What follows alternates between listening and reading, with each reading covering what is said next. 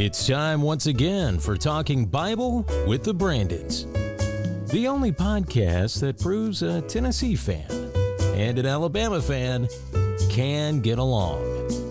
Here's your host, Pastors Brandon Pugh and Brandon Carter. Here we are, Bethel. End of the week. TGIF. Thank God. It's Friday. We always need to thank God. Yes. But we really thank God on Friday. It's a special thanks. It is. Because the weekend is ahead of us here, brothers and sisters. And this is the last Friday before we finally get to gather again for worship on Sunday. It's showtime. How many weeks has it been? Yeah, it's been months. Over 8. Yeah. Yeah, so two months at this point and some change maybe. We took this thing all the way back to Easter, didn't we? 2 weeks before Easter. Gosh. I think it was the last Sunday of March is when we started the online thing. So it's been 2 months. It's been so long, it's going to feel weird just to get back together. Like it will be, and I hope it's not grown, like it's one of these things that you've not gotten too accustomed to. You've gone too comfortable. Because, right, it's easier to just get in the living room and watch something like this online, and you don't have to get up as early. You don't have to get ready. You don't have to take a shower if you don't want to and brush your hair and put your makeup on. You can just chill and watch. And tune on in. Easier to do it that way. You get ready 1 minute before by opening up your laptop or, getting easier, your drink or whatever. That's right, but it's not better. It's not better, and that's the point. Yeah. Well, I know I'm certainly looking forward to it, even though we're all going to be masked up and adhering to social distancing guidelines. It's still just going to be good to be back with the people of God, because I miss you guys. I do. It's just not the same. Life is not. It's not good for man to be alone, and certainly that's in the context of marriage there, whenever God uses that, says that. But I think, God has made us to be in relationship with one another there. And there's fellowship.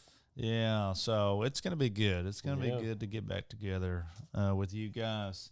I think that's a good segue, too, into what we're talking about today. Mm-hmm. Because what do you mean by that, Brandon? Well, the ark is brought into the temple. Ooh. Solomon has the ark and brings it into the temple. This was a big deal. It was. And when he does, in verse 11, the Bible says, the glory of the Lord, like the cloud, you remember, that followed the children of God through the desert. This doesn't happen often.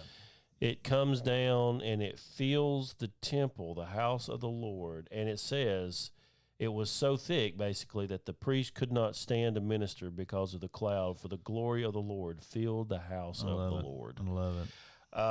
So that's God's presence filling the temple. And my immediate thought was just, we are the temple of the Holy Spirit. And what a thing it is if we can be filled with the glory of the Lord, to show that glory to the rest of the world. That was my thought. And of course, it ties to Solomon after this does this wonderful, wonderful prayer. If you want to look and learn a little bit more about how to develop your prayer life, what it should look like, well, okay, here's a good way to do it. Prayerful. Read this chapter. Wise man here. Yeah. But there's a theme that erupts in this of just that pretty much over and over, that the world may know. Do this so that the world may know. And then there's a theme here of forgiveness. Do you notice how many times he asked for forgiveness? All of this through this prayer. Just a wonderful reminder that our relationship with God and just that closeness, fellowship with him is the most important thing. Why do you have a temple? Why do we want God to be here? So we can have a relationship with him.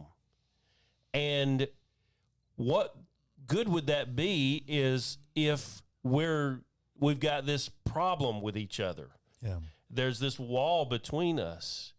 So forgiveness becomes like the main thing because we want our relationship with God to be reconciled, and for the purpose of his glory filling us, him filling us, being with us, in us. He would be known. So he's known to the world, and it just, so that's why Jesus comes. And Jesus is the temple, and Jesus sends the Spirit that fills us, the new temple, and so we can know him and make him known to the world. So all of these themes that you see in this chapter 8 are really picked up and move forward throughout the whole story of the Bible. Yeah. And how does God make himself known? Well, I like what it says right there in verse 9, chapter 8. It says, there was nothing in the ark except for the 2 tablets of stone that Moses put there with the people of Israel when they came out of the land of Egypt. You know why there's 2? Why is there 2?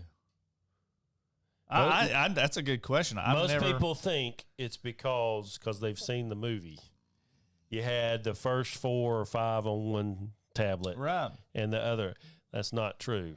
So what they did in the ancient world, when you made a covenant, there were 2 copies put in whatever the container was with the terms of the covenant. And one copy represented one side's agreement, and one copy represented the other side's agreement. And you put those in that container or whatever, you bound it, you sealed it, and that was the idea. It was a witness for both sides. Covenant between God and man. So here is really the 2 tablets is just God's copy and our copy put in a container and sealed to say that this is, the terms of the covenant. Of course, really and truly, it's almost kind of like God is setting the terms, God is keeping the terms, and making all of this happen. Well, actually, I think one side would keep their copy and one side would keep the other copy. And so what's unique here is they're put in the same place. Yeah. In God's ark where he dwells. Almost as a way of saying God's really the one that has to make this happen. Oh, yeah. So. Yeah, that's good. And I love like any time we see, just reference of God taking on this form of a cloud, because it really just kind of speaks to the nature of God in itself. Like, there are certain things that we will just not know about God because he's God.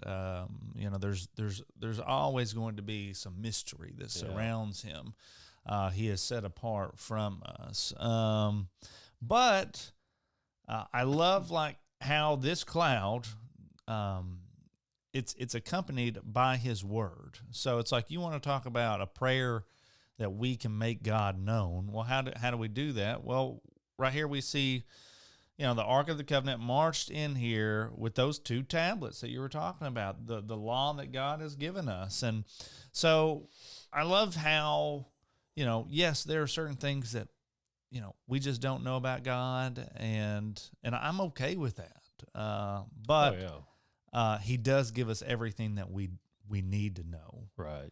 Yeah. And that's certainly demonstrated there in his law that he's given us. Yeah. So great mystery surrounding God who dwells in an unapproachable light. I love that verse. In his glory, and in the darkness and the clouds and the fire and all of that. And yet he also does make him known. He chooses to reveal all of this about him so that we can know him. And he chooses to dwell with us so that we can know him.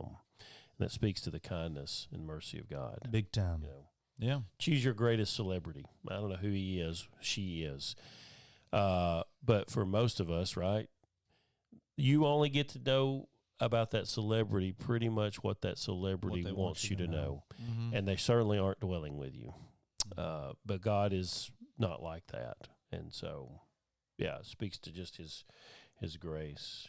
Mm-hmm. In chapter 9, too, kind of concludes this. God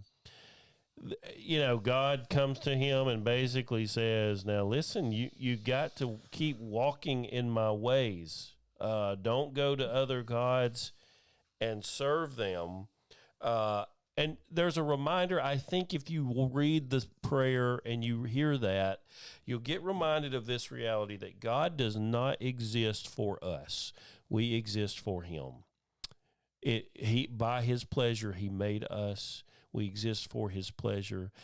And so there's kind of this, you kind of hear it here. Solomon is basically trying to say, we're not getting this blessing from you, God, just so that we can do whatever we want to. Sure.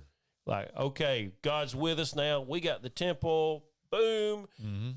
Look at how rich we're going to become and all this stuff that we're going to get. And life is just going to be wonderful now. The blessing is there, yes, but the idea still is you got to, God dwells with you. The reason that's happening is to transform you. It's to make you different, not to merely put him on the back shelf while we pursue what we really want to pursue in life. It's just a warning from God, like, don't forget about me. Don't forget. I need to be the main thing in your life. And you don't bite the hand that feeds you. Yeah. Yeah, I guess you could say it that way. Mm-hmm. Yeah. Mm-hmm. Well, yeah. I mean, sure. There may not be scripture, but it's a very, very popular, euphemism there that I think pertains to what we're talking about. You do not bite the hand that feeds you. It is God that blesses you, and because of that, we ought to live our life in a way that is thankful, and you live that out. You just don't talk about that. I think that you demonstrate that in your life, and just kind of with your the way that you treat God and the way that you treat others. So yeah, that's right. And God has done everything he needs to do to make that happen. Jesus came, and if you've seen Jesus, you've seen the Father. He was the Word made flesh. He shows us who God is. Talk about getting to know him and knowing you know him through Christ and his gospel. And what's the purpose of Christ coming? So that we may be saved and know the Lord and walk with him and dwell with him. So don't forget God, right? Keep seeking first his kingdom and pursue him. That's the point. Yeah. So. Yeah, God has certainly revealed himself. It's like I get tired of these jokers like saying, "Where's God?" Like if he would just show himself, then I would believe. Like, duh. Clearly, he's shown himself. There was this guy named Jesus. Right. We have this right here. The Old Testament. I mean, God has done above and beyond 1,000%, 1,000,000% than any other, so-called religion out there to reveal himself. Do you believe there was a guy named Julius Caesar? I do. How do you know that? Did you see him? Because it is written. Did he appear to you? Yeah, I've never seen him personally. Yeah. Well, even a guy that's not Genghis Khan. Do you believe there was a guy named Genghis Khan? Yeah, I do. Why do you believe that? Well, because, Did you see him? No, I did not. Do you believe that there is $1 million in cash just laying around somewhere in the world? Well, I'm sure there is. Have you ever seen $1 million in cash laying around? Right. That's the point, right? Yeah.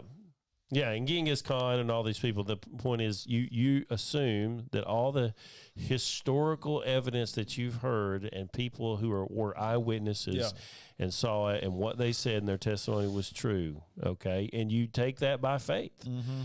And so we also take by faith the historical evidence for one reason, written about Jesus, written about God as well. So Yep. We're out of time. We are. End of the week. So, guys, it brings me great pleasure to say I look forward to seeing you Sunday. Amen. Here at the end of the week. I haven't been able to say that in a long time, but we're eager and we're excited for that, to be joined back together with the saints. So, as always, if there's anything that we can do to help y'all out in the meantime. Hey, I'm preaching extra long. That's right. He's got. I've been able to preach to people, and It's going to be like a 3-hour sermon. Like people falling out of windows and stuff like that. Just like in the book of Acts. Isn't Yeah, it? that's right.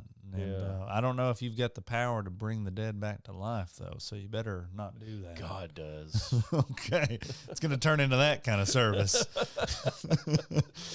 All right, guys. Hey, next week you want to talk about wisdom? Proverbs. We're getting into the book of Proverbs, so make sure you guys are reading ahead, Proverbs 1 through 2. Enjoy the weekend. See y'all Sunday, and we'll see y'all then. Yeah. Thanks for listening to the Bible with the Brandons. Be sure to like our page on Facebook and subscribe to our YouTube channel. Just search for Bethel Baptist RC. You can also get updates at our website at www.bethelnow.net. Thanks again for listening.